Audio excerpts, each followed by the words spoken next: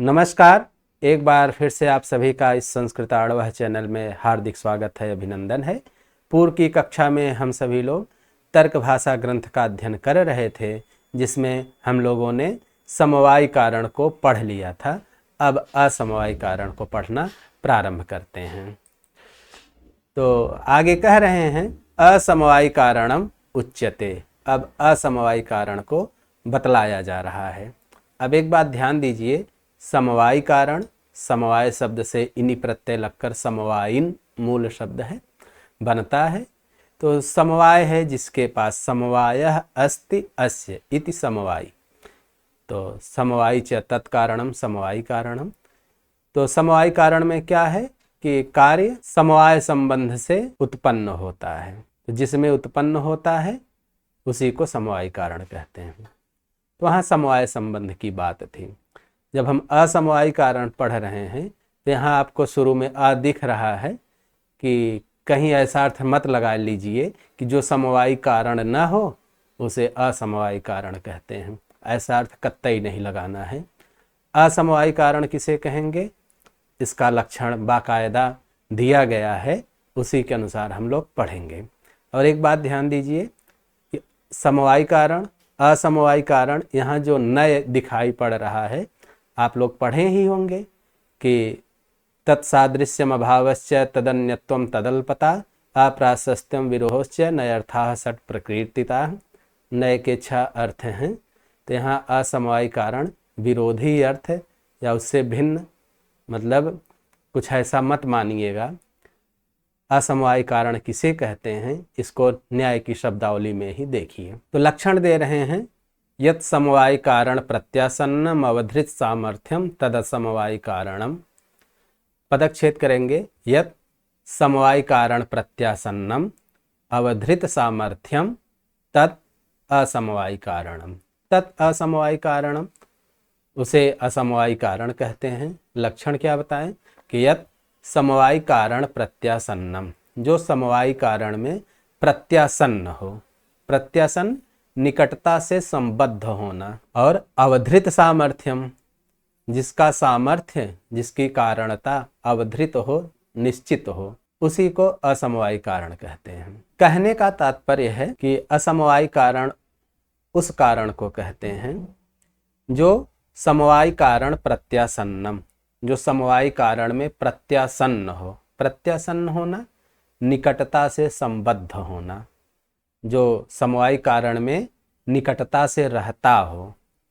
और अवधृत सामर्थ्यम, जिसका सामर्थ्य अवधृत अर्थात निश्चित हो, जिसकी सामर्थ्य, सामर्थ्य अर्थात कारणता, तो कारणता सामर्थ्य, जिसकी सामर्थ्य निश्चित हो, ऐसा पदार्थ असमवायी कारण कहलाता है। उदाहरण दिए, यथा जैसे तंतु संयोग, तंतु का संयोग, तंतुओं का संयोग, पटस्यासमवायी कारणम, पटस्य असमवायी कारणम। जैसे तंतु संयोग पट का असमवायी कारण होता है। अब इसको समझिए। पहले तो एक बार फिर से स्मरण कर लीजिए कारण को। कारणता का लक्षण सब में समान रूप से घटित होगा। अनन्यथा सिद्ध नियत पूर्व भावित्वम, जो अन्यथा सिद्ध ना हो, अनन्यथा सिद्ध हो और निश्चित रूप से पूर्व में रहता है, उसी को कारण कहते हैं। तो यह कारणता का लक्षण सभी में समान रूप से घटित होता है। कहा यथा जैसे तंतु संयोग, तंतु संयोग जो है वह पटस्य असमवायी कारणम, पट के असमवायी कारण कहलाता है। अब एक बात व्यवहारिक रूप में पहले जान लीजिए, पट अर्थात वस्त्र के कितने कारण हैं। ढेर सारे कारण होंगे। वस्त्र बनने के लिए तंतु चाहिए, उन तंतुओं को आड़ा तिरछा जैसे भी जुड़ते हैं उसके लिए मशीन होती है पूरी, तुरी है, वेमा है, बुनने वाला जुलाहा भी चाहिए व्यक्ति, वो भी कारण है। और तंतु एक विशेष प्रकार से जब जुड़ते हैं तभी पट बनता है, तो उसी को तंतु संयोग कहते हैं। ये सारे के सारे कारण हैं। हम लोगों ने समवायी कारण पढ़ लिया कि तंतु जो है पट का समवायी कारण है, हम उस पर विशेष चर्चा नहीं करेंगे।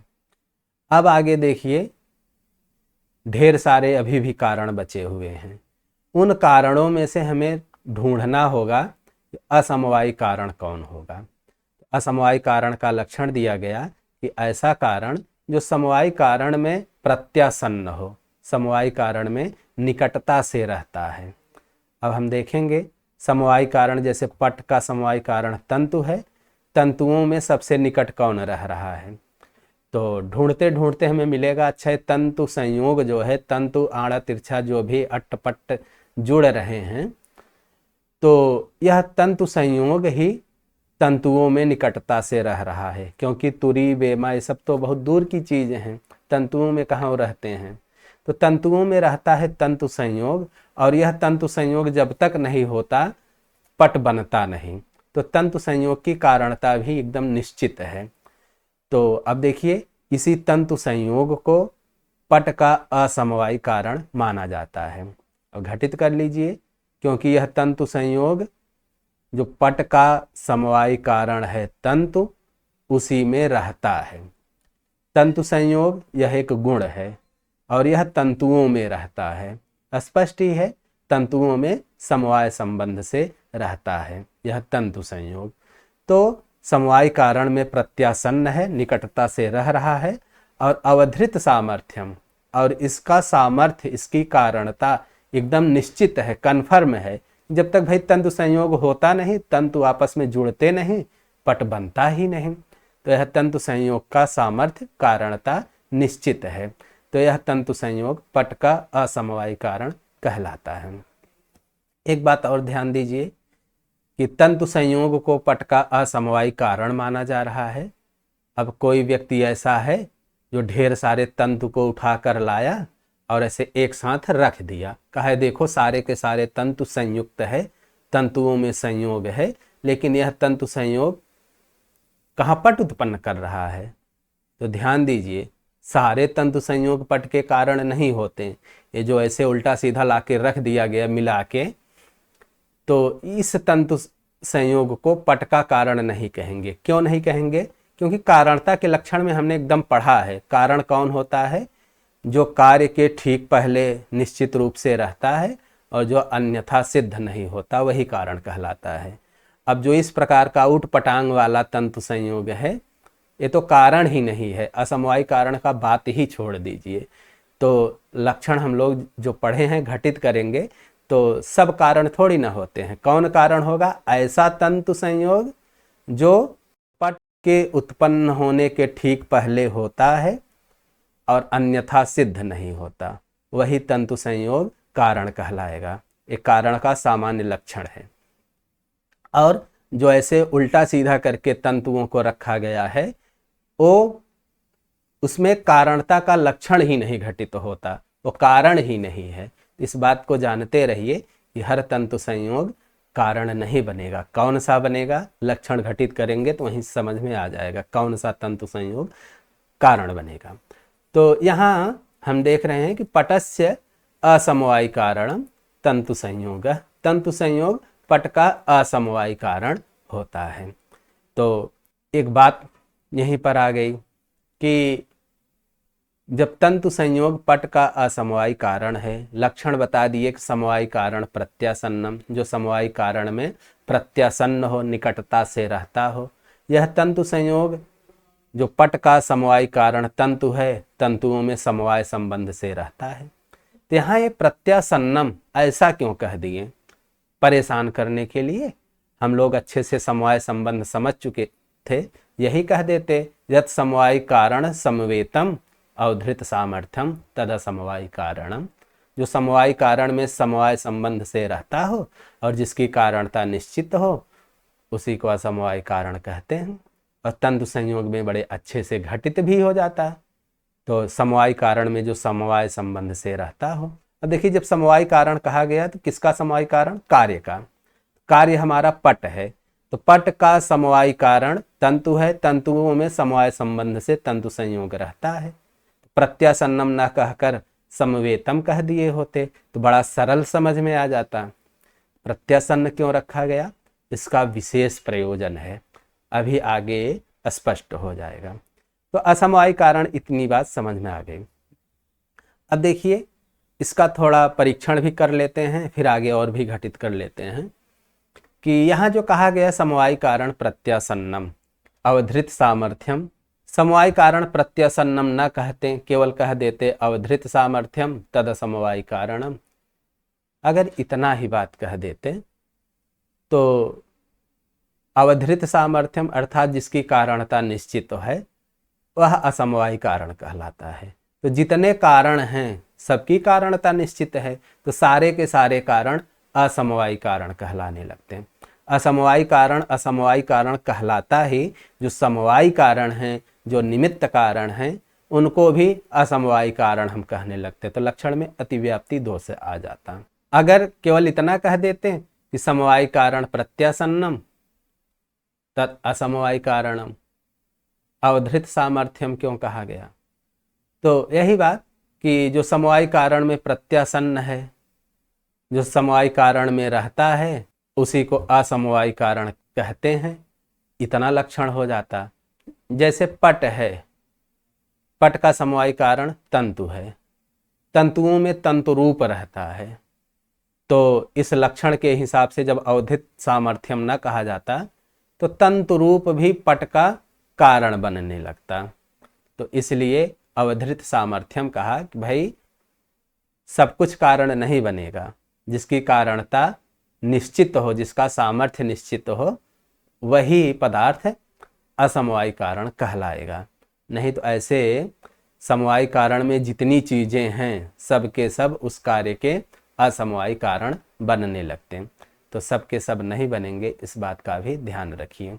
इतनी बात स्पष्ट है कि यत् समवाय कारण प्रत्यासन्नम, जो समवाय कारण में निकटता से रहता है, और अवधृत सामर्थ्यम, और जिसकी सामर्थ्य अवधृत अर्थात निश्चित की गई, जिसकी कारणता एकदम निश्चित है, तत् असमवाय कारण, उसको असमवाय कारण कहते हैं। यथा जैसे तंतु संयोग पटस्य असमवाय कारणम, तंतु संयोग पट का असमवाय कारण कहलाता है। अब इसको घटित कर रहे हैं, आगे आचार्य स्वयं व्याख्या से बता रहे हैं। तो देखिए, कह रहे हैं तंतु संयोगस्य गुणस्य पट समवाय कारणेषु तंतुषु गुणिषु समवेतत्वेन समवाय कारणे प्रत्यासन्नत्वात्।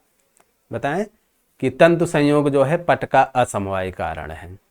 अब तंतु संयोग लक्षण घटित कीजिए। कहा कि यत् समवाय कारण प्रत्यासन्नम, जो समवाय कारण में प्रत्यासन्न हो, निकटता से संबद्ध हो। अब देखिए, कह रहे हैं कि तंतु संयोगस्य, जो तंतु संयोग जिसको असमवाय कारण हम कह रहे हैं, यह है क्या? तंतु संयोगस्य गुणस्य, यह गुण है। तंतु संयोग इस गुण का पट समवाय कारणेषु, जो पट के समवाय कारण हैं, कौन? तंतुषु, तंतुओं में। तंतु क्या है? गुणी। तंतु संयोग है गुण, स्पष्ट ही है। तो तंतुषु, तंतुओं में तंतु संयोगस्य गुणस्य समवेतत्वेन, जो तंतु संयोग रूप गुण है, इस समवेतत्वेन, समवेत होने से, समवेत होने के कारण अर्थात समवाय संबंध से रहने के कारण, समवाय कारणे, समवाय कारण में जो पट के समवाय कारण हैं तंतु में, ये प्रत्यासन्नत्वात्, प्रत्यासन्न है, निकटता से संबद्ध है। तो इसलिए तंतु संयोग पट का असमवाय कारण है, क्योंकि यहाँ यही कहा गया कि यत् समवाय कारण प्रत्यासन्नम, जो समवाय कारण में रहता हो, निकटता से रहता हो। तो यहाँ तंतु संयोग जो है, जो पट के समवाय कारण तंतु हैं, तंतुओं में समवाय संबंध से रहते हैं। आधा लक्षण घटित हो गया। दूसरी बात कही गई कि अवधृत सामर्थ्यम, अवधृत सामर्थ्यम जिसकी कारणता निश्चित हो। कारणता का लक्षण हमने पढ़ा था, अनन्यथा सिद्ध नियत पूर्वभावित्वम कारणत्वम। तो यहाँ कह रहे हैं आगे, अनन्यथा सिद्ध नियत पूर्वभावित्वेन, और यह जो तंतु संयोग है यह अनन्यथा सिद्ध है और नियत पूर्वभावी होने के कारण, यह तंतु संयोग अनन्यथा सिद्ध है, अन्यथा सिद्ध नहीं है, और नियत पूर्वभावी, निश्चित रूप से पूर्व में रहता है। चाहे जहाँ भी पट बने हर जगह तंतु संयोग रहता ही रहता है। पूर्वभावी होने के कारण पटम प्रति, पट के प्रति, कारणत्वात् च, कारण होने के कारण तंतु संयोग पट का असमवाय कारण कहलाता है। तो इतना एकदम स्पष्ट है। अगर कहीं कोई कन्फ्यूजन हो तो जरूर आप लोग पूछिएगा। ये बात तो हो गई। अभी एक चीज नहीं कन्फर्म हुआ कि यहाँ समवायी कारण प्रत्यासन्नम कहा है, तो अभी प्रत्यासन्नम क्यों कहा गया है, अब इसको हम लोग समझेंगे आगे। समवेतम क्यों नहीं कहा, प्रत्यासन्नम क्यों कहा। कह रहे हैं एवं इसी प्रकार से तंतुरूपम पटरूपस्य असमवायी कारणम, इसी प्रकार से तंतुरूप पटरूपस्य, पटरूप का असमवायी कारणम, असमवायी कारण कहलाता है। अब ध्यान दीजिए, अभी कहें कि तंतु संयोग पट का असमवायी कारण है, तो तंतु संयोग जो है पट के समवायी कारण में रहता है। पट का समवायी कारण तंतु है, तंतुओं में रहता है तंतु संयोग, तो इस तंतु संयोग नामक गुण पट का असमवायी कारण है। इतना तो समझ में आ गया। फिर आगे एक उदाहरण दे रहे हैं, इसी प्रकार से तंतुरूपम, तंतुरूप पटरूपस्य, पटरूप का असमवायी कारण है। अब ध्यान दीजिए, पहले पटरूप को समझते हैं। पटरूप रहता है पट में, पटरूप गुण है, पट गुणी है। पट का समवायी कारण है तंतु, पट जो है अवयवी है, तंतु जो है ये अवयव है। तंतुओं में रहता है तंतुरूप, तंतु जो है गुणी है, तंतुरूप गुण है। अब पूरे को ध्यान से समझिए। अब ये जब कह दिए पटरूप का असमवायी कारण तंतुरूप है, अब यहाँ लक्षण जरा घटित कीजिए। कहा कि समवायी कारण प्रत्यासन्नम, जो कार्य के समवायी कारण में रहता है। हमारा कार्य है पटरूप, पटरूप का समवायी कारण है पट, और पट में तंतुरूप कहाँ रहता है। तो यही बात आके थोड़ी सी फंस गई, और इसी बात को जो है पूर्व पक्ष उठा रहा है। आपने कहा समवायी कारण में जो प्रत्यासन्न हो, समवायी कारण में निकटता से रहता हो। यहाँ हमारा कार्य है पटरूप, पटरूप का समवायी कारण है पट, और पट में कहाँ तंतुरूप रहता है, तंतुरूप तो तंतुओं में रहता है। तो इसी बात को पूर्व पक्ष कह रहा है। अब देखिए, पहले पूर्व पक्ष को समझ लेते हैं, फिर आगे समाधान देखते हैं। ननु, पूर्व पक्ष की तरफ से प्रश्न किया जा रहा है, पटरूपस्य पटः समवायी कारणम, पटरूप का पट समवायी कारणम, पट समवायी कारण होता है। पटरूप यह गुण है, पट यह गुणी है, स्पष्ट ही है। फिर कह रहे हैं तेन, इसलिए, इसलिए एक बार फिर से लक्षण का स्मरण कीजिए। कहा है इन्होंने ना, यत् समवायी कारण प्रत्यासन्नम, जो पदार्थ कार्य के समवायी कारण में निकटता से रहता है।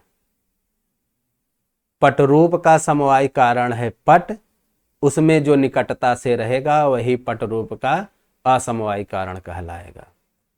तो कह रहे हैं कि पटरूपस्य पटः समवायी कारणम, पटरूप का पट समवायी कारण होता है। तो तेन तद्गतस्य एव कस्यचित् धर्मस्य पटरूपम प्रति असमवायी कारणत्वम उचितम।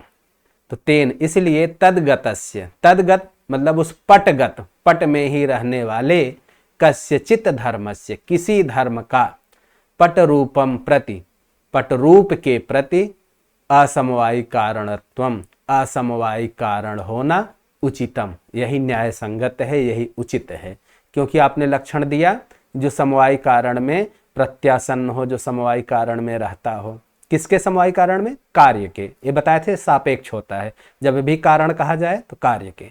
जो कार्य के समवायी कारण में निकटता से रहता है।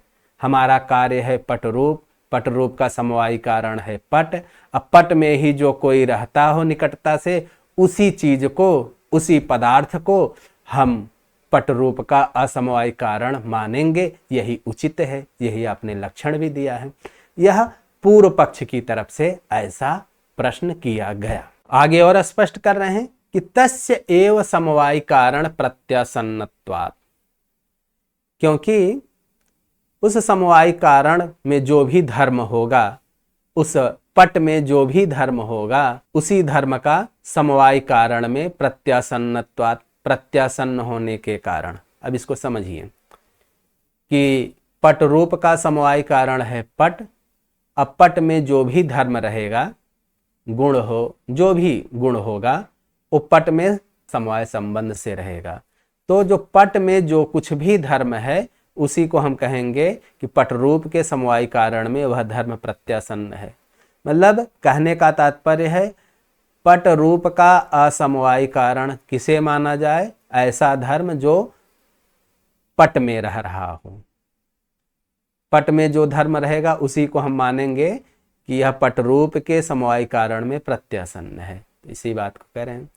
और आगे करें, न तो तंतु रूपस्य, तंतु रूप को जो है असमवायी कारण नहीं मान सकते, क्योंकि तंतु रूप जो है वह पट का धर्म नहीं है, पट में नहीं रहता है। तंतु रूप तो तंतुओं में रहता है। फिर आगे कह रहे हैं क्यों?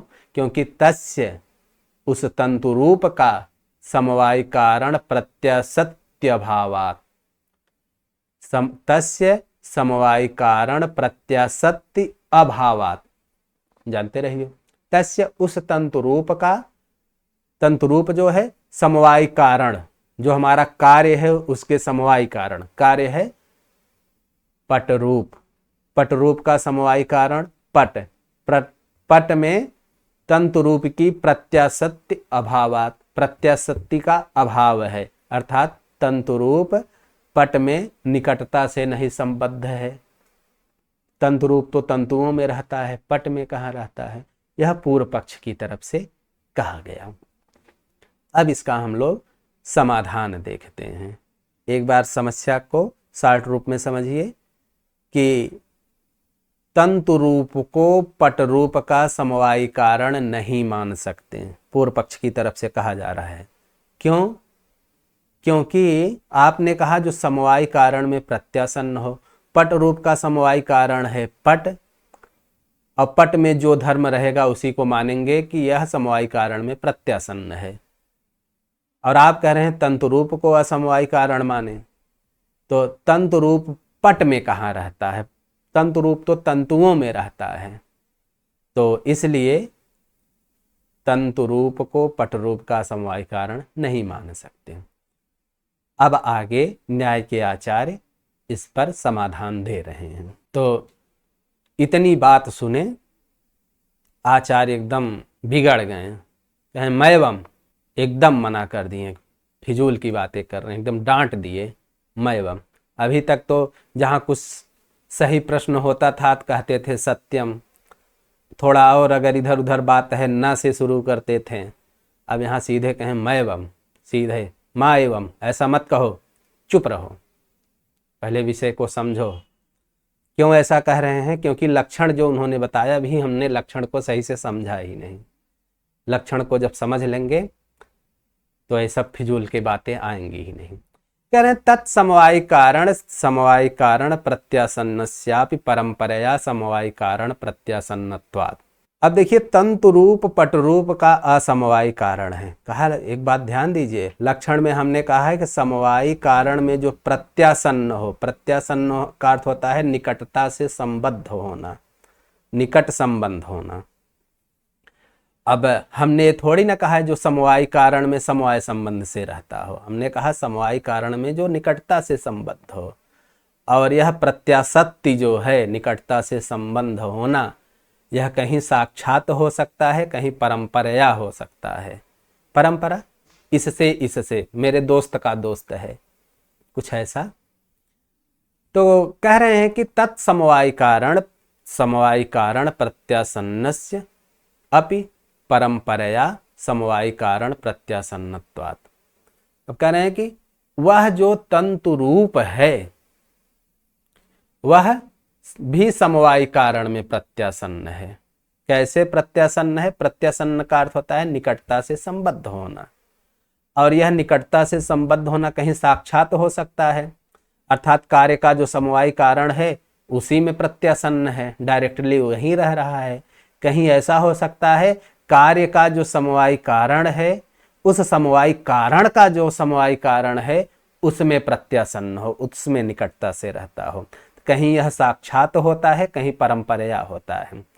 पहला वाला जो हमने उदाहरण पढ़ा उसमें तो साक्षात प्रत्याशक्ति थी। अब ये जो दूसरा वाला उदाहरण है कि पट रूप का असमवायी कारण तंतु रूप होता है, यह परंपराया प्रत्याशक्ति वाला है।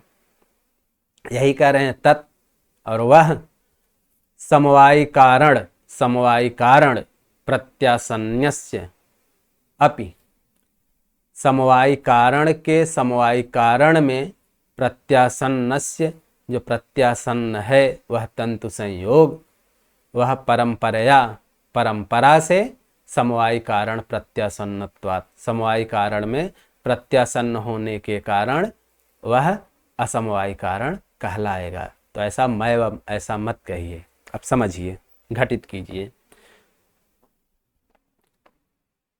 पट रूप का समवायी कारण है स्वयं पट। तो कार्य का समवायी कारण पट और इस पट का भी जो समवायी कारण तंतु। तो तंतुओं में रहता है तंतु रूप। तो पट रूप का असमवायी कारण तंतु रूप होगा। और यहाँ कैसी प्रत्याशक्ति है? परंपराया प्रत्याशक्ति है। यह इसीलिए लक्षण में इन्होंने लिखा समवायी कारण प्रत्यासन्नम। प्रत्यासन्नम अर्थात प्रत्याशक्ति रखने वाला, निकटता से जो संबद्ध है। और यह निकटता से संबंध दो प्रकार से होता है, कहीं साक्षात होता है, कहीं परंपराया होता है। इसीलिए लक्षण में प्रत्यासन्न पद को रखा है, समवेतम पद को नहीं रखा। इसीलिए अब देखिए यहाँ भी घटित कर लीजिए। जो पट रूप का समवायी कारण, उसका समवायी कारण उसमें रहता है तंतु रूप। पट रूप का समवायी कारण पट, पट का समवायी कारण तंतु, तंतुओं में रहता है तंतु रूप। तो यहाँ जो तंतु रूप है वह समवायी कारण में प्रत्यासन्न है, लेकिन कैसे?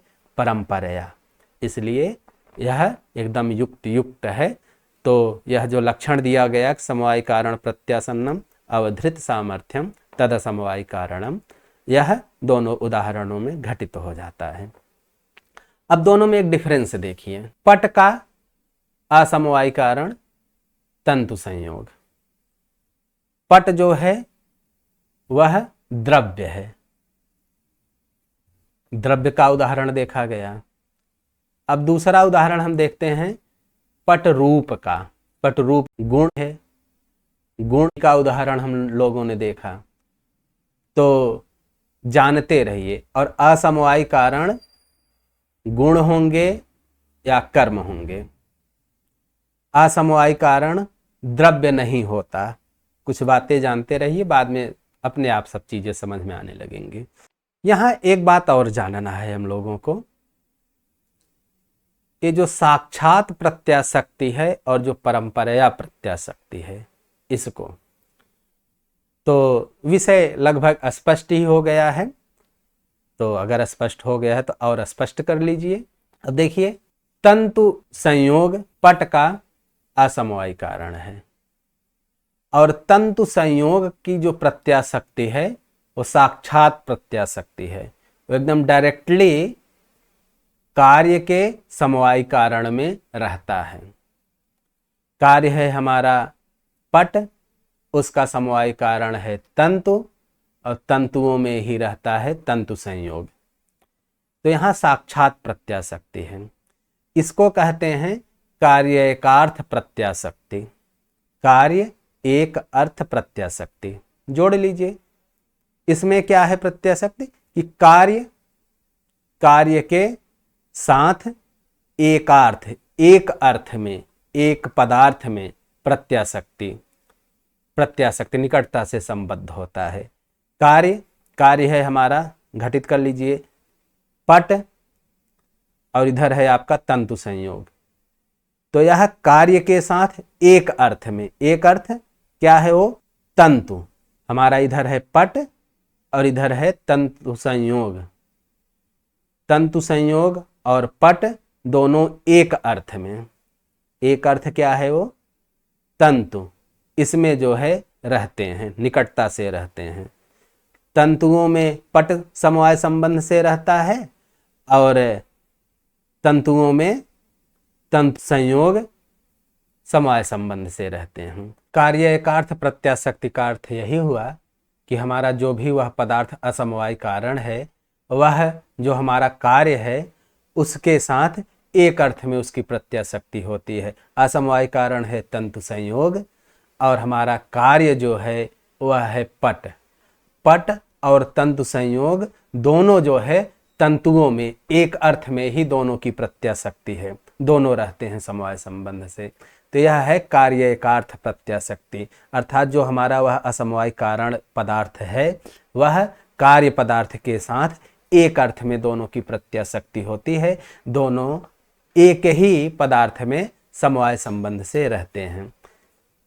अब हम दूसरा उदाहरण देखते हैं, कारण एकार्थ प्रत्याशक्ति। जो दूसरे उदाहरण में हम लोगों ने देखा कि तंतु रूप पट रूप का असमवाय कारण है, और यह जो तंतु रूप है, जो हमारा पट रूप है, पट रूप कार्य का जो असमवाय कारण का जो असमवाय कारण है उसमें समवाय संबंध से रहता है। तो यहाँ परंपरया प्रत्याशक्ति है।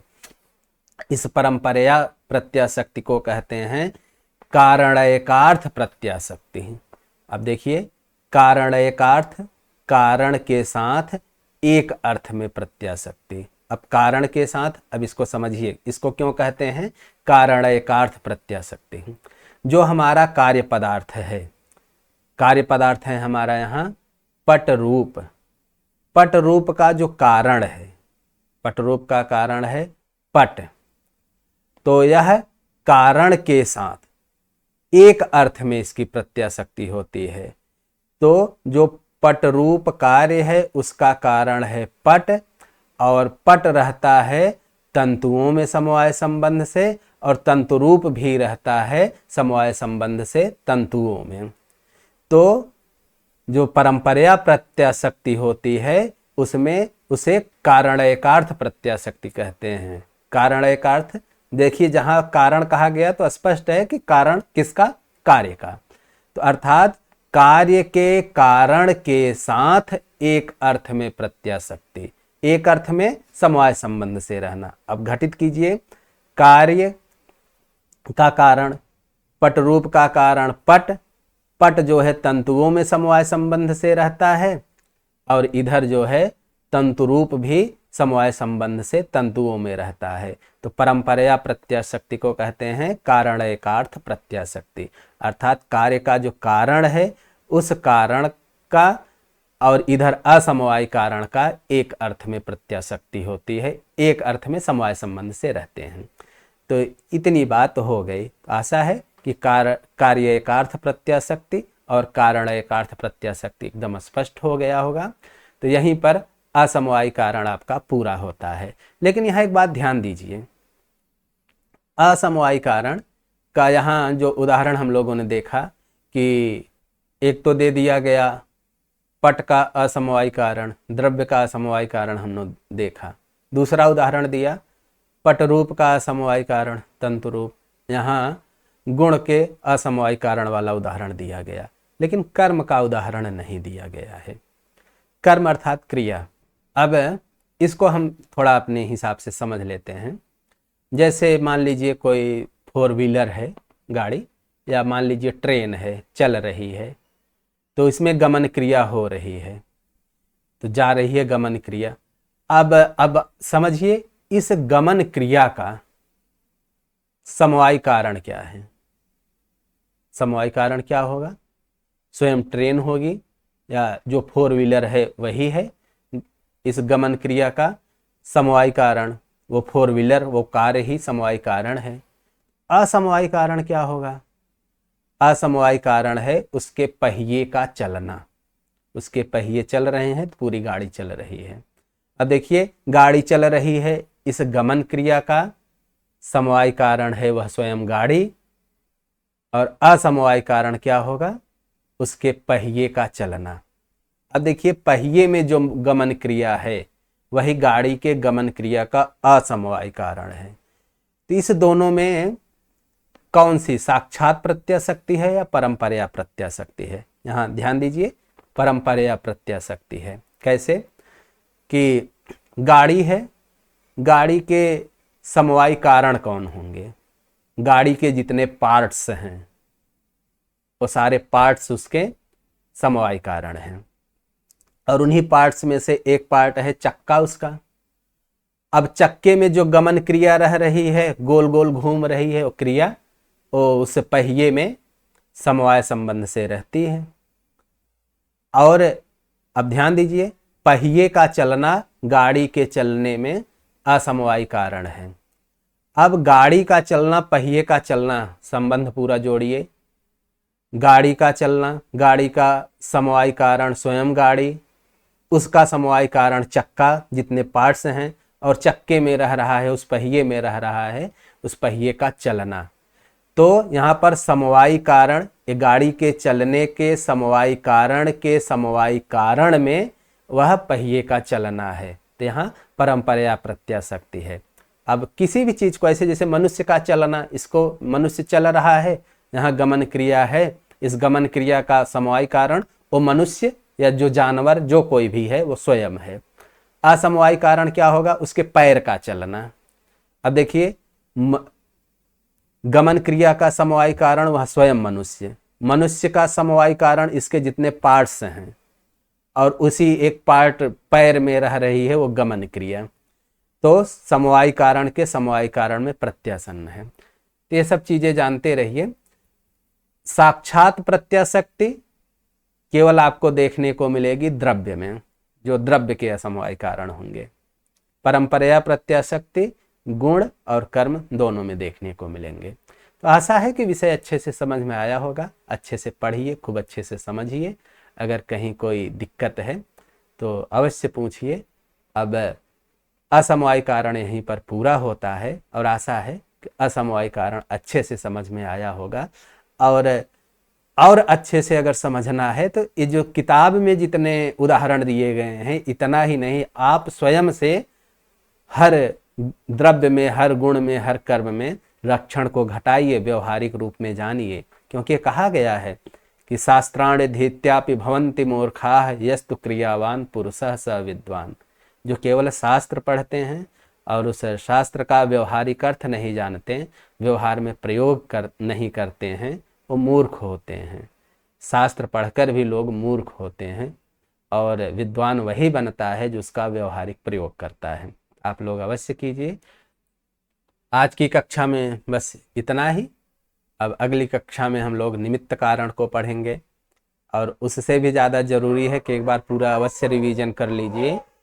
क्योंकि अब हम शुरू कहाँ से किए थे कि प्रमाकरणम प्रमाणम, प्रमा के करण को प्रमाण कहते हैं, और करण जब हम समझने चले थे तो वहाँ कहा कि अतिशयितम साधकम साधकतमम प्रकृष्टम कारणम इत्यर्थः। प्रकृष्ट कारण की बात आ गई थी, तो लेकिन हमको कारण पता ही न था। हम कारण पढ़ने चले तो उसमें समवाय समवाय कारण पढ़ने लगे, निमित्त कारण अभी आगे पढ़ना है। तो विषय को एकदम पकड़े रहिए कि हम चले कहाँ से थे और कहाँ अभी भटके हैं, और अभी हमें कहाँ पहुँचना है, मंजिल एकदम क्लियर रहे। तो अगली कक्षा में हम लोग फिर मिलते हैं निमित्त कारण के साथ। तब तक के लिए नमस्कार।